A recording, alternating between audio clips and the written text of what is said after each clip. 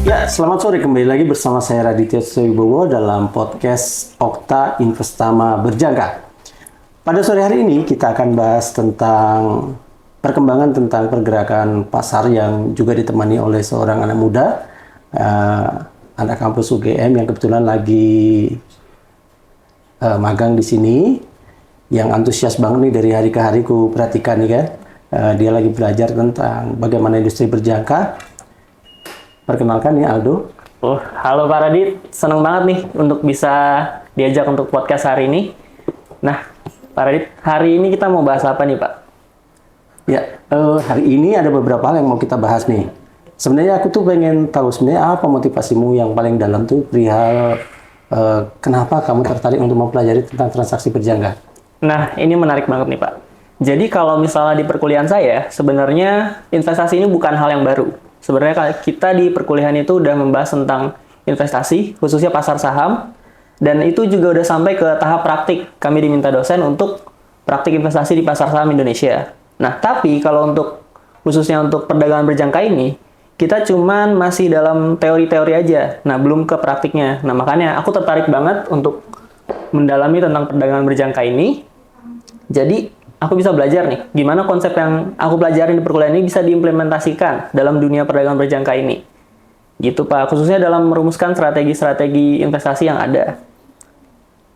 Nah, kemudian kalau misalnya di pasar saham Indonesia, kan kita cuma bisa mendapatkan keuntungan kalau misalnya saham yang kita beli itu mengalami kenaikan harga. Nah, tapi kalau di perdagangan berjangka ini, kan kita bisa untung dari dua arah. Kalau misalnya kontrak yang kita beli itu naik, atau kontrak yang kita beli itu turun, kalau misalnya kita pasang posisi buy atau sell, kan kita bisa mendapatkan keuntungan dari situ.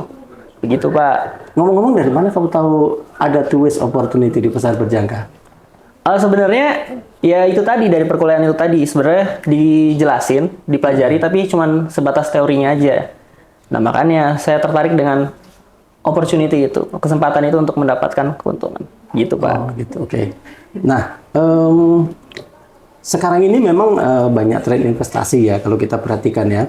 Tren investasi yang terkait dengan pasar saham, kemudian pasar berjangka, pasar derivatif ya.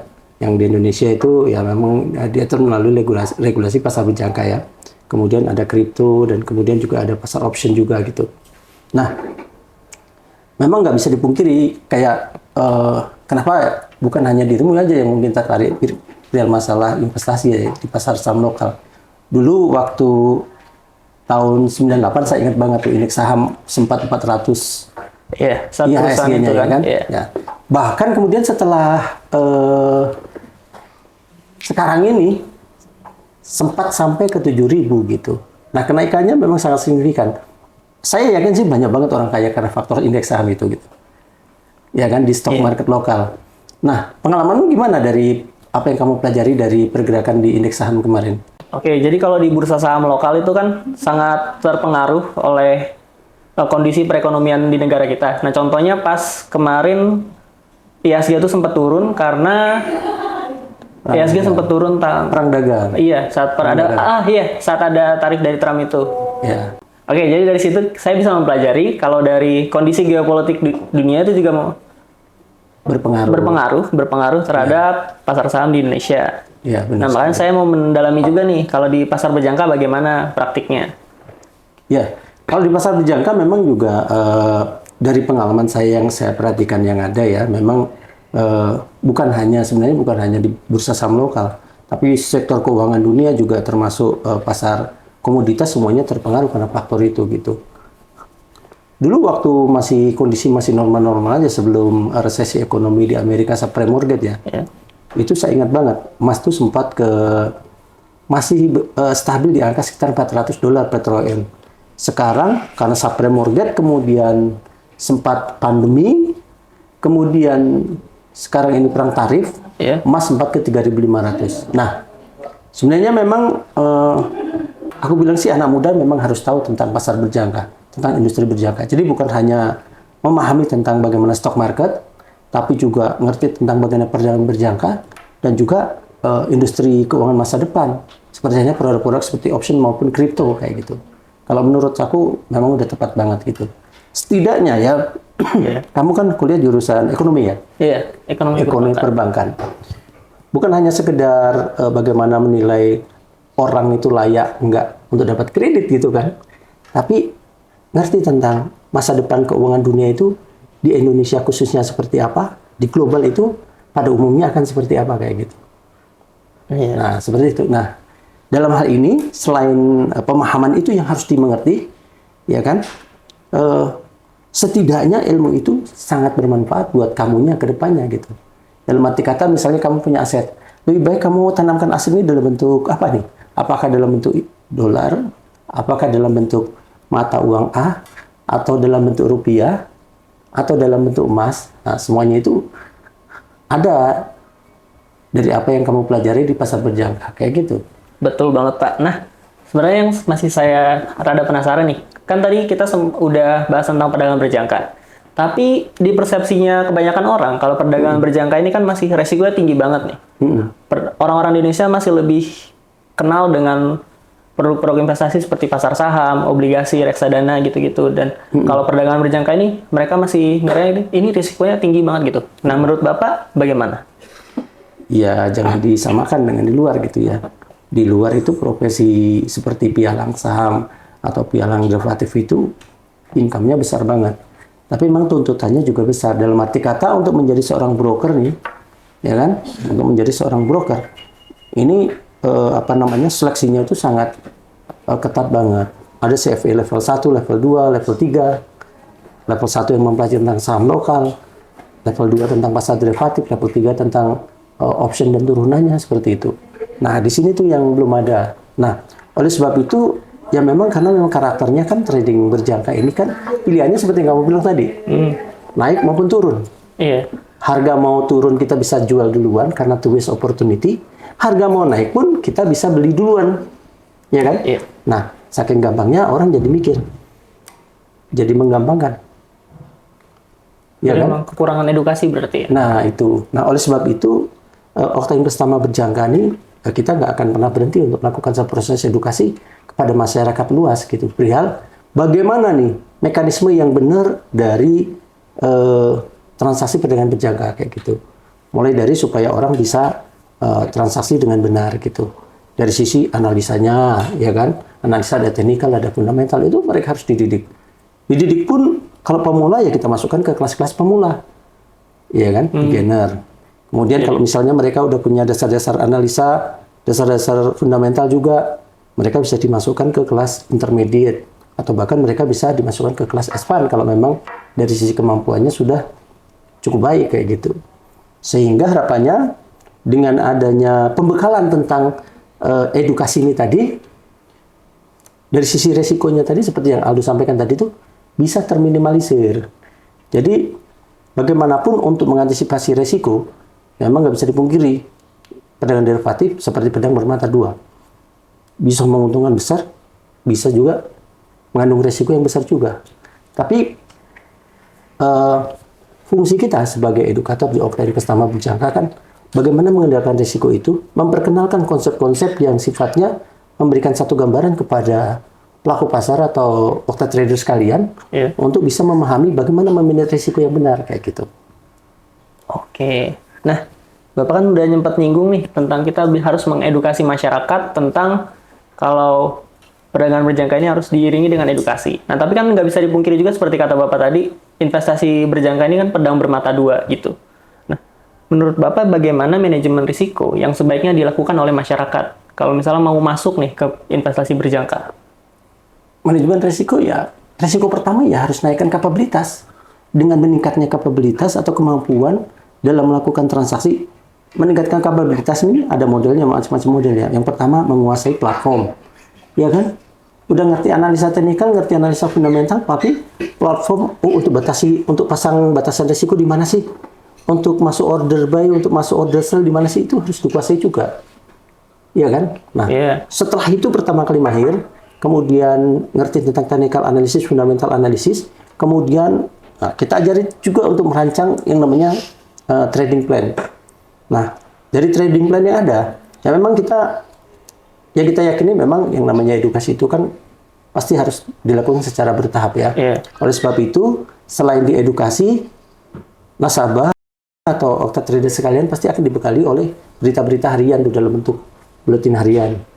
Kemudian ada juga market opportunities. Setiap pagi dirilis ke mereka juga terkait dengan peluang-peluang yang ada di market pada saat itu. Kemudian ada market update. Market update itu berita-berita terupdate perihal tentang pergerakan pasar, perkembangan pasar. Kayak misalnya kayak kemarin, Trump tiba-tiba sampaikan dia terapkan kebijakan pajak impor terhadap Eropa 35% misalnya, Kanada ya 35%, atau Eropa 30%, dan juga misalnya Meksiko 30%. Pasar bergejolak, harga emas naik. Nah, hal-hal yang market update yang seperti itu yang kita juga rilis ke pasar, ya gitu, ke okta trader sekalian, sehingga mereka cepat dalam merespon, gitu. Karena berita-berita yang bersifat geopolitik seperti itu, yang berkaitan dengan sentimen pasar, unexpected gitu. Nah, hal itu ketika mereka cepat ketahui, mereka cepat bisa merespon. Mereka harus lakukan aktivitas berlawanan arah yang tadinya beli menjadi jual atau proteksi posisi, kemudian atau dengan skenario cut posisi kemudian balik badan. Nah, semuanya itu bisa dirancang pada saat informasi itu didapatkan kayak gitu.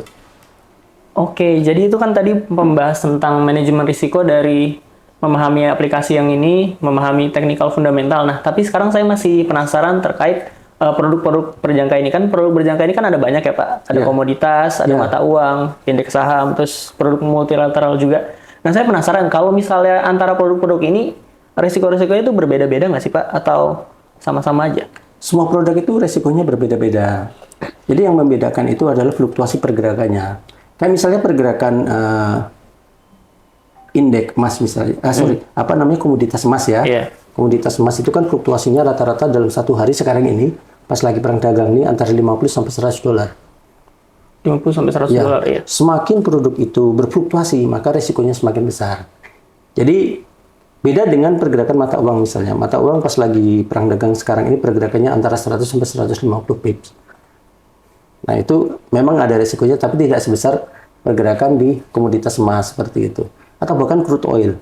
Kemarin pas lagi kemelut Iran dengan Israel itu? Israel, harga minyak dunia sempat naik signifikan ke area 77 sampai hampir 78. Tapi ketika ada gencatan senjata, harga minyaknya anjlok signifikan. Kayak gitu. Jadi yang membuat perbedaan satu produk dan produk lainnya punya risiko yang berbeda itu adalah fluktuasinya. Tapi kalau dilihat dari historinya, yang paling tinggi dari sisi risikonya itu memang adalah produk komoditas emas seperti itu. Oke, jadi berarti belakangan ini produk yang masih berfluktuasi tinggi itu emas ya, Pak? Ya, intinya kan ada risikonya, ada potensi gain-nya juga. Oh, jadi high risk high return gitu ya, Pak? Iya, betul. Nah, bagaimana fungsi kita meminimal potensi risk-nya itu tadi menjadi sebuah opportunity. Nah, kalau untuk para traders nih, Pak, ada nggak untuk strategi untuk investasi emas? Kan dari tadi Bapak sempat singgung kalau emas ini yang kemungkinan untuk untungnya tinggi kan, karena ada fluktuasi harga ini. Nah, ada nggak Pak strategi yang bisa Bapak jabarkan ke para traders ini supaya bisa mendapatkan keuntungan di sana? Ya, pada prinsipnya begini, strategi untuk memenangkan pertempuran itu kan banyak. Tergantung medannya kayak mana, benar nggak? Perang itu ada medannya, ada perkotaan, kemudian ada hutan, ada padang pasir. Nah, setiap medan itu senjatanya beda-beda. Kalau perkotaan mungkin AK-47 atau pistol atau apa dan sebagainya. Tapi kalau padang pasir mungkin senjata sniper gitu kan. Oke, siap. Saya ingin menekankan bahwa setiap kondisi itu beda-beda strateginya. Setiap mental orang, kesiapan orang dalam melakukan transaksi, beda-beda mentalnya. Beda-beda strateginya. Contohnya kamu sebagai seorang pemula. Ketika fluktuasi terjadi di market sedang volatile sekali, fluktuatif sekali, kan cocoknya pakai strategi scalping tuh. Tapi buat seorang pemula nggak cocok kayak gitu. Karena scalping itu membutuhkan langkah cepat, batasan resiko cepat, langkah disiplin, kemudian langkah berani kayak gitu. Nah, buat pemula tuh kadang-kadang untuk melakukan cut posisi atau batasi resiko masih gemetaran kayak gitu. Iya kan? Nah, buat pemula artinya nggak cocok dengan hal yang seperti itu. Mungkin ambil peluang-peluang trading yang bagus saja, contohnya kayak gitu. Tapi kalau jam terbangnya udah tinggi, siap bertempur nih dengan manuver-manuver yang berbagai macam, Boleh tuh dicoba pakai strategi scalping kayak gitu. Jadi setiap strategi itu menurut aku belum tentu cocok dengan profil masing-masing trader kayak gitu. Kalau pemula, aku lebih saranin ambil peluang-peluang bagus saja untuk melakukan transaksi. Tapi kalau udah terbiasa, kemudian udah terlatih, kemudian udah ya pokoknya udah oke lah dalam melakukan manajemen risiko, memanage risiko ya. Semuanya is oke. Oh, gitu. Jadi strategi entry dan exit-nya ini berbeda ya, tergantung masing-masing investor. Ya, kalau aku bilang sih kayak gitu ya. Tapi aku dari pertanyaan tadi aku agak sebenarnya sedikit apa namanya? Ada pertanyaan yang menggelitik gitu ya. Menurut kamu ya, potensi terbesar dari industri ini apa? Potensi terbesar gimana tuh Pak? Kayak keuntungannya atau? Iya, menurut kamu di pasar berjangka ini, pasar derivatif ini, menurut kamu nih, peluang yang kamu bisa ambil terbesarnya itu apa kayak gitu? Kalau saya sebagai pemula ya, kan saya melihat fluktuasi harga yang sangat tinggi ini, bentar-bentar bisa naik, bentar-bentar bisa turun. Nah, dengan mempelajari strategi entry dan exit seperti yang Bapak bilang tadi, yang scalping gitu, mungkin saya bisa memaksimalkan keuntungan saya di sana. Dan selain itu, dengan kondisi geopolitik saat ini yang lagi nggak stabil ini, saya bisa menggunakan investasi berjangka ini sebagai salah satu cara untuk diversifikasi portofolio saya. Jadi bukan hanya investasi saham, investasi apa, tapi juga di investasi berjangka ini saya bisa masuk juga begitu, Pak. Okay. Ngomong-ngomong, kamu udah belajar pakai demo kan belum? Kebetulan sudah, Pak. Udah berapa persen ROI-nya? Oh, sudah mantap, Pak. Saya sudah, kan beberapa hari ini saya belajar dari Paradit, sudah bisa mengimplementasikan ilmu-ilmu dari Paradit, jadi saya udah bisa, untungnya lumayan lah, beberapa ratus%, Pak. Kamu sedikit agresif ya? Sedikit agresif ya? Oh, itu dengan strategi yang sangat ini, Pak. Jadi kalau misalnya saya rasa-rasa nih kayaknya udah mau naik nih, itu saya buy. Rasa-rasa atau analisa dasarnya? Oh, analisa tentunya, Pak. Dengan teknikal begitu, support, resistance begitu Pak. Oh, iya, okay. Jadi kalau misalnya harganya sudah naik terlalu tinggi menurut saya, wah ini kayaknya udah mau jatuh nih, terus saya sell. Untungnya saya tinggal beberapa jam kena TP. Oh gitu ya. Gitu, Pak.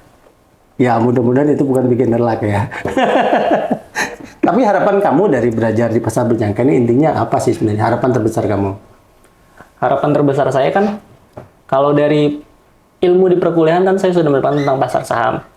Harapan saya bisa mempelajari ini dan ini bisa menjadi dasar kuat saya untuk nantinya saat saya sudah masuk ke dunia kerja, sudah masuk ke dunia dewasa, untuk sebagai bekal saya untuk kemandirian finansial saya. Jadi saya juga bisa memahami produk-produk investasi, jadi saya bisa paham dan saya bisa masuk sana, begitu Pak. Habis ini target kamu apa lagi? Target gimana? Target dalam hal apa nih? Dalam inilah belajar tentang dunia finansial lah. Belajar tentang dunia finansial, target saya adalah saya bisa menjadi investor yang cerdas gitu Pak. Jadi investor yang benar-benar memahami produk-produk investasi yang saya investasikan. Jadi saya tidak hanya untung dari sana, tapi saya juga bisa mendapatkan ilmunya, begitu Pak. Gitu ya? Iya. Jadi begitu orang ngobrol tentang saham, kamu ngerti. Iya, ngobrol tentang orang investasi berjangka, saya ngerti juga. Orang bicara tentang kripto, orang bicara tentang option, kamu ngerti gitu ya. Tapi setidaknya ini kedepannya bisa bermanfaat buat kamu gitu ya. Iya. Gitu. Nah sebenarnya inti poinnya sih gini ya. Inti poinnya tuh trading itu gampang gitu. Gampang. Yang menjadi tidak gampang itu karena orang malas untuk belajar atau menggampangkan sesuatu decision yang pada prinsipnya hanya naik dan turun. Oleh sebab itu kita sarankan buat anak-anak muda nih yang kayak kamu nih. Tapi aku surprise banget loh, kamu semester 5 sekarang lagi jeda masa liburan perkuliahannya gitu ya, mau magang di perusahaan pialang berjangka gitu kan, yang notabene ya mudah-mudahan ini bisa bermanfaat buat kamu juga ke depannya dalam kesibukan kamu sekarang ini kayak gitu. Nah, bicara tentang bekal dan masa depan nih, menurut Bapak gimana nih kita sebagai generasi muda harusnya untuk menyongsong masa depan keuangan Indonesia nih, harusnya kita gimana? Ya memang seperti sikap kamu itu udah tepat banget. Oh, udah tepat. Setidaknya yang namanya anak muda ini mesti mulai investasi gitu ya. Jadi ketika suatu ketika nanti dia berhasil punya aset, dia ngerti asetnya itu akan disimpan dalam bentuk apa gitu. Nah, banyak orang yang nggak ngerti itu. Contohnya aja sederhana nih ya. Tahun 2010 saya masih ingat banget. Kurs rupiah kita masih berkisar antara 8.000 sampai 10.000. Jadi per 100.000 dolar berapa tuh? Per 100.000 dolar. 1 miliar kan? Iya. Nah, sekarang ini kurs rupiah kita 16.500. Per 100.000 dolar berapa? 1,6 miliar. Kan ada depresiasi rupiah, gen US dollar di sana. Iya. Kalau kamu belajar tentang bagaimana menganalisa tentang nilai tukar, diversifikasi investasi, kedepannya saya yakin tuh pasti akan bermanfaat. Kamu ngerti, saya nggak baik pegang rupiah, saya mungkin lebih baik pegang dolar sebagai aset saya, atau saya lebih baik pegang emas sebagai aset saya, atau bahkan saya pegang mata uang yen sebagai aset saya. Pasti itu akan bermanfaat. Atau bahkan saya harus investasi ke saham, atau bahkan investasi ke kripto yang valuasinya masih rendah, dan sebagainya. Jadi, ke depan itu kamu akan menjadi orang yang benar-benar nggak buta investasi kayak gitu. Itu menurut saya. Oke, Pak. Jadi, manfaatnya. edukasi ini benar-benar penting ya, Pak, untuk bagi kita. Nah, kamu sebagai contoh anak muda yang memang contoh baik anak muda ya, yang memang harus bersikap seperti ini gitu. Ngerti tentang segala macam model investasi mumpung masih muda gitu kan.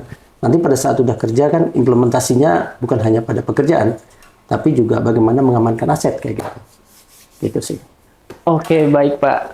Terima kasih banyak atas ininya. Saya mendapatkan banyak sekali insight dan ilmu dari Bapak. Jadi kalau kita sebagai generasi muda, kita harus memperbanyak edukasi kita, memperbanyak ilmu kita untuk menyongsong Indonesia Emas 2045 dan juga menyongsong kemajuan ekonomi dunia. Ya. Gitu. Demikian podcast kami pada hari ini. Tidak lupa bahwa podcast pada hari ini didampingi oleh wakil pialang kami, Bapak Makarios Samin. Saya Raditya Wibowo mengucapkan terima kasih kepada Mas Aldo yang sebagai Saya hari ini. terima kasih, Pak. Ya. Oke. Sampai jumpa lagi di lain kesempatan pada podcast berikutnya. Salam.